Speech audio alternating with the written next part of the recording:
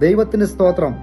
വേദപുസ്തകം പഠിക്കുമ്പോൾ രൂത്തിന്റെ പുസ്തകം 1-ാം അധ്യായത്തിൽ ദൈവത്തിന്റെ സന്ദർശനം ബെത്ലഹേമിൽ വെളിപ്പെടുന്നതായി നമുക്ക് കാണുവാൻ കഴിയുന്നു.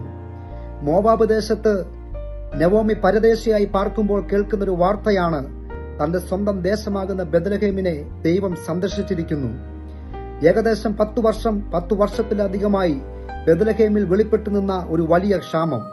ആ ക്ഷാമത്തിന്റെ നടുവിൽ ദൈവജനത്തെ ദൈവം സന്ദർശിച്ചപ്പോൾ വർഷങ്ങൾ നീണ്ടുനിന്ന ക്ഷാമത്തിന് ദൈവം വിരാമം കുറിച്ചു. ഇതിനകത്തു നിന്നൊരു ദൂത് പറയുവാൻ ഞാൻ ആഗ്രഹിക്കുകയാണ്. ചില നാളുകളായി നിന്റെ ജീവിതത്തിനകത്ത് അനുഭവിക്കുന്ന ചില കഷ്ടതയുടെ നടുവിൽ എന്റെ ദൈവത്തിന്റെ സന്ദർശനം വെളിപ്പെടുവാൻ പോവുകയാണ്. ബെത്ലഹേമിൽ ദൈവം സന്ദർശിച്ചപ്പോൾ അവിടുത്തെ ക്ഷാമം മാറിയെങ്കിൽ ദൈവത്തിന്റെ സന്ദർശനത്തിനകത്ത് നിന്റെ ജീവിതത്തിനകത്ത് ക്ഷാമങ്ങൾ, ബുദ്ധിമുട്ടുകൾ, ഞെരുക്കങ്ങൾ ദൈവം മാറ്റുവാൻ പോവുകയാണ്.